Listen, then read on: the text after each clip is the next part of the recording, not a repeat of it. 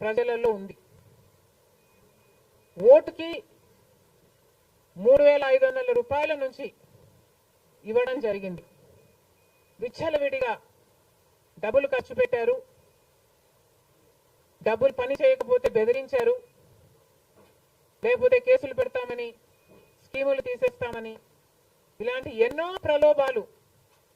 ప్రలోభాలకు కడప ప్రజలు గురయ్యారు. ఇవన్నీ కూడా పనిచేశాయి. నేను కడపలో గెలవకపోవడానికి కారణం టైం అనే నేను అనుకుంటున్నాను.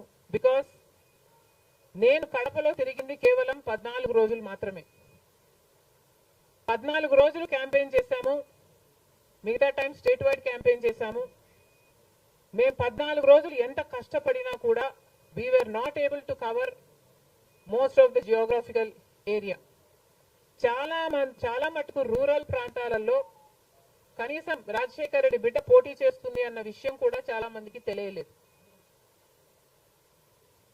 మేము పోటీ చేసింది కూడా ఎలాగైనా సరే మళ్ళీ హంతకులు, హత్య చేపించిన వాళ్ళు చట్టసభలకు వెళ్ళకూడదు అని ఉద్దేశంతో మాత్రమే పోటీ చేయడం జరిగింది. సరే, అది జరగకపోయి ఉండొచ్చు, కానీ ప్రజల కంటే పైనున్నది దేవుడు. ఐఎమ్ వెరీ ష్యూర్ వాళ్ళ పాపం పండుతుంది. పండే రోజు కోసం దేవుడు కూడా ఎదురు చూస్తున్నాడని నా అభిప్రాయం.